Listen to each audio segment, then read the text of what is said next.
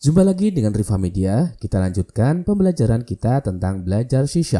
Kali ini kita akan belajar tentang sintaks-sintaks dasar dari C#. Pada playlist ini kita akan menggunakan VS Code, jadi langsung saja kita buka VS Code kita. Teman-teman semuanya, kemarin kita sudah mempraktekkan bagaimana cara memulai C# dengan menggunakan VS Code. Untuk membuat project kita bisa menggunakan .NET, kemudian New Console, dan inilah default kodenya. Oke, sekarang kita bahas satu persatu tentang arti dari kode-kode ini. Rekan-rekan bisa melihat di sini ada using system. Keyword using ini digunakan untuk mengimport modul, dan dalam hal ini mengimport modul sistem. Di bahasa pemrograman lain pun juga selalu mengimport modul. Seperti kalau di Python kita menggunakan keyword import, kemudian di sini kita import modulnya. Kemudian kalau di PHP di sana ada include, kemudian di VB.NET menggunakan import. Nah, di C# ini menggunakan using. Kemudian di sini rekan-rekan bisa melihat di sini ada namespace, dan di sini tulisannya adalah belajar C#. Belajar C# ini merupakan nama folder ketika kita memulai sebuah project. Rekan-rekan bisa melihat di sini foldernya belajar C#. Maka ketika kita meng-create project, maka defaultnya adalah nama foldernya. Dan di sini rekan-rekan bisa menggantinya sesuai dengan keinginan rekan-rekan semuanya. Kemudian di sini rekan-rekan bisa melihat di sini ada kurung kurawal dan di sini ada kurung kurawal. Kurung kurawal ini merupakan blok kode. Jadi di sini kurung kurawal awal dan di sini akhir, maka di sini adalah batas awal dan batas akhir. Batas awal apa? Yaitu dari namespace belajar C#.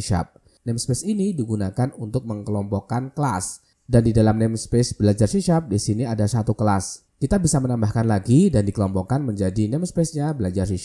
Dan rekan-rekan semuanya, sistem ini juga merupakan namespace. Jadi using ini digunakan untuk mengimport modul atau namespace yang kita inginkan. Dan sistem ini merupakan modul yang sudah disediakan oleh C# secara default. Oke, di sini ada kelas. Bagi rekan-rekan semuanya yang sudah belajar bahasa pemrograman, tentunya sudah tidak asing lagi dengan kelas. Kemudian ini ada kurung kurawal, dan di sini adalah blok untuk kelas program. Dan rekan-rekan bisa melihat di sini kelas bernama program. Sebenarnya kita juga bisa mengganti. Dan secara default, jika kita meng-create atau men-generate C#, maka nama kelas ini disesuaikan dengan nama filenya. Kemudian rekan-rekan semuanya, di sini ada static void main, kemudian string, ada argumen. Dan ini merupakan metode utamanya. Jadi penulisannya harus persis ya. Di sini static, kemudian void, dan nama metodenya adalah main, dan di sini ada argumen. Oke, static ini apa? Ini merupakan sebuah metode yang tidak perlu kita instansiasi atau tidak perlu inisialisasi untuk menjalankannya. Kalau rekan-rekan tidak memahami, skip saja, nanti kita akan bahas lain waktu. Kemudian di sini ada void. Jika kita menggunakan void, maka metode ini tidak mengembalikan nilai apapun. Jadi, ketika kita menggunakan void dan di sini kita menuliskan return, maka ini akan error karena ketika kita menggunakan void, maka tidak akan mengembalikan suatu nilai. Oke, berarti jika metode ini ada voidnya, maka kita tidak bisa menggunakan return. Seperti itu teman-teman semuanya. Kemudian di sini ada main. Main ini adalah nama metodenya dan ini harus persis seperti ini ya. Karena jika di dalam C# tidak ada metode main, maka ini tidak bisa dijalankan. Kemudian di sini ada string argumen, ini digunakan untuk menangkap argumen-argumen yang dikirimkan ke dalam C#. Kemudian di sini rekan-rekan semuanya, di sini ada console write line hello world, ini digunakan menuliskan sebuah kata, dalam hal ini hello world, ke dalam konsol. Oke, sekarang coba kita jalankan teman-teman semuanya. Kita buka new terminal, kemudian di sini kita jalankan, kita apply. Oke, kita tunggu. Oke, rekan-rekan bisa melihat di sini ada tulisan hello world. Ini hasil dari console write line hello world. Teman-teman semuanya, ketika kita menggunakan console write line, kita membutuhkan modul bernama system. Jadi, ketika ini kita matikan, coba kita matikan, kemudian kita save, kita jalankan, maka akan terjadi error. Oke, rekan-rekan bisa melihat di sini console does not exist in the current context. Jadi kita membutuhkan atau harus mengimport dulu modul sistem. Sebenarnya kita juga bisa menggunakan sistem seperti ini.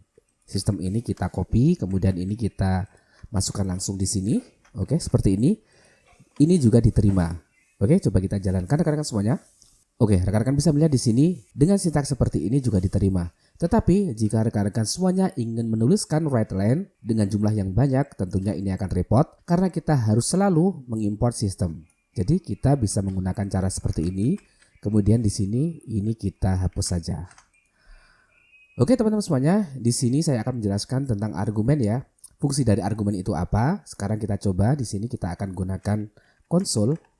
Kemudian kita write line lagi. Kemudian di sini kita akan tuliskan args kita akan menerima argumen yang ke 0. Sebesar seperti ini ya, 0.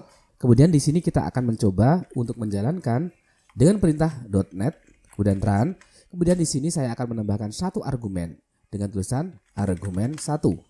Jadi argumen 1 ini merupakan argumen yang dikirimkan ke dalam program. Oke, ini kita save. Coba kita jalankan rekan-rekan semuanya. Kita enter. Maka rekan-rekan bisa melihat di sini tulisan Hello World merupakan kode dari yang awal ini. Kemudian argumen 1 ini merupakan argumen yang dikirimkan dengan menggunakan perintah .NET run argumen 1 dan di sini digunakan untuk menerima argumennya. Jadi string args ini berfungsi untuk menerima argumen yang dikirimkan oleh user. Dan pastikan rekan-rekan semuanya ketika kita menuliskan sebuah kode, maka jangan lupa untuk menuliskan titik koma di belakangnya. Karena kalau kita kelupaan titik koma, contohnya seperti ini ya. Ini kita hilangkan titik komanya, kemudian kita jalankan. Kita jalankan seperti ini, .NET run argumen, maka nanti akan error. Oke, jangan lupa untuk memberikan titik koma di belakang dari kode. Coba kita jalankan lagi ya. Oke, mungkin hanya itu yang dapat kami berikan pada kesempatan kali ini. Tetap pantengin channel ini karena akan kami bahas lebih lanjut tentang C# dengan menggunakan VS Code. Oke, sampai jumpa di tutorial kami berikutnya.